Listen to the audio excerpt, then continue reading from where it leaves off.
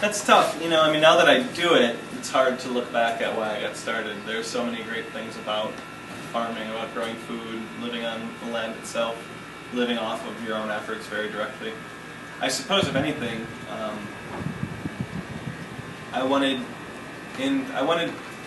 when I went to school and tried to figure out what I wanted to be when I grew up, I knew that I wanted to be somebody who could, by his efforts, go a direction and plow, pardon the pun, a new path. I didn't want to just fill a position. In college I had the option to continue going to college, and eventually I could have kept on going to college and become a professor, and maybe I would have been really good at opening people's minds and opening people's eyes to new ideas. But I didn't grow up reading a lot, not nearly as much as a lot of professors probably did when they were younger. What I was good at was working physically, working efficiently. I enjoyed that. I liked being outside. So some of the benefits now of farming is I get to do a little bit of that professorial stuff. I get to educate people on how to grow some food, but I'm not stuck at a desk always having to teach. Instead, I get to produce, I get to give people food. And there's nothing more fundamental to existence than food. Everything eats, everything has to eat. So there's stability in it too. I don't know if that's what originally drove me. Those are definitely some of the things that keep me wanting to do it.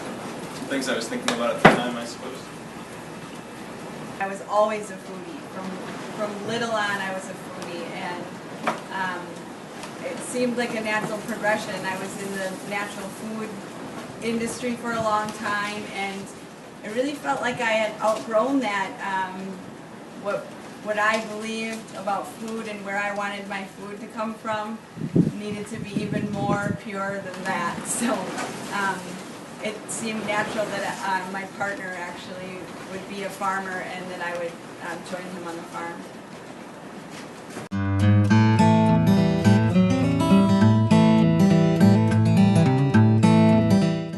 We offer all sorts of different things. The Worker Share program is really specific to people who come out here and work on the farm and work 4 hours or 3.5 hours for their weekly food. Those people, depending on the day of the week, can expect to do a little bit of everything, from chasing steers that have knocked down an electrical wiring fence that holds them, to weeding, harvesting, washing, packing, and sorting produce. But we let people do all sorts of different things. We have worker shares at farmers market. We have worker shares who do some management of our CSA drop sites. We barter for all sorts of other services. We've bartered for welding, for electrical work, for tractor fabrication. We've bartered for some accounting help and support in the past, for websites always. So we exchange food for work in a lot of different ways. The True Worker Share program is about fields in the soil, and fields out here, hands in the soil. People out here to help us with the day-to-day, but there's all sorts of other things too.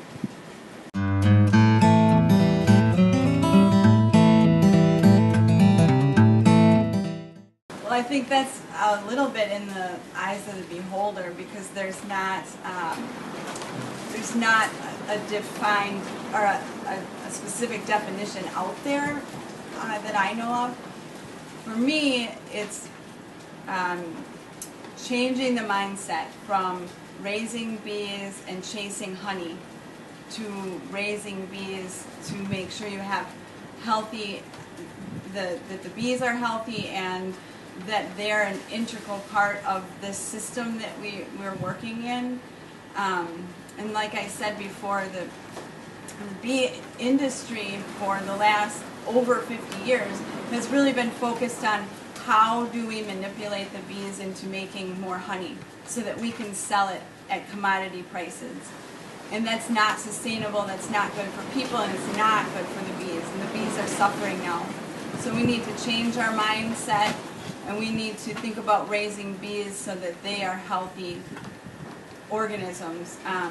And then honey needs to be a secondary thought.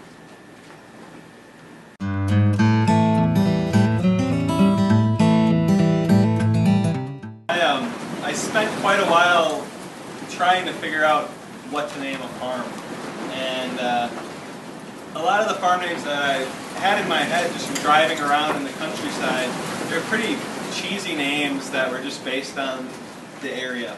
I wanted something a little more specific that stood out, and I kept going back to this exchange that I had with a boss of mine in my very first year ever working on a CSA farm.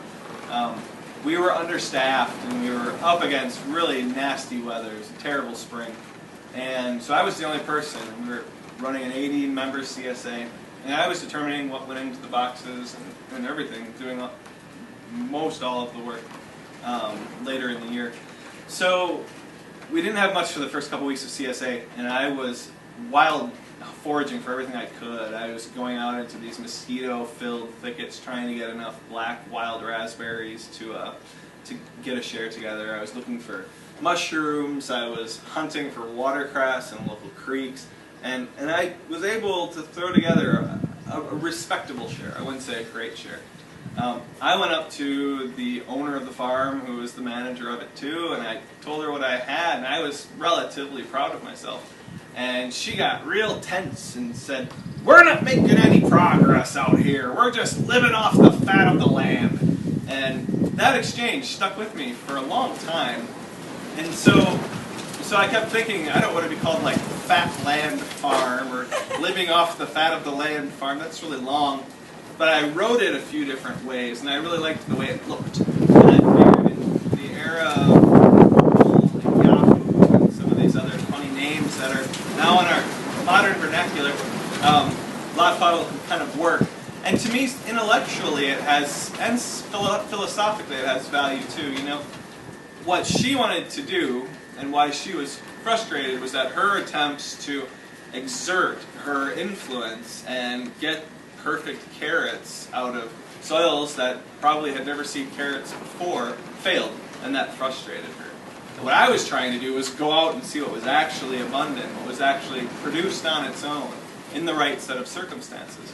Now, it's weird that I would draw some sort of a conclusion about natural, wild-crafted foods when I have 18 acres of my own swimming upstream efforts, but the long and short of the idea of living off the fat of the land is that everything in life depends on something else, and that something else is usually greater than it. You know, for a child to be healthy, the family needs to be in somewhat of a state of harmony. For an economy to work out, you can't have individuals in that situation, destroying the system. For a farm, if you don't feed the soil, you're not going to be able to grow good food later. Everything relies on something else, and everything's part of circles and part of systems. So we use that as our name to remind ourselves of that fact. When we're pulling tons and tons of produce out of these fields, we're very sure to get cover crops and get manure back into those fields. There's nothing for free, and there are no shortcuts that are worth taking.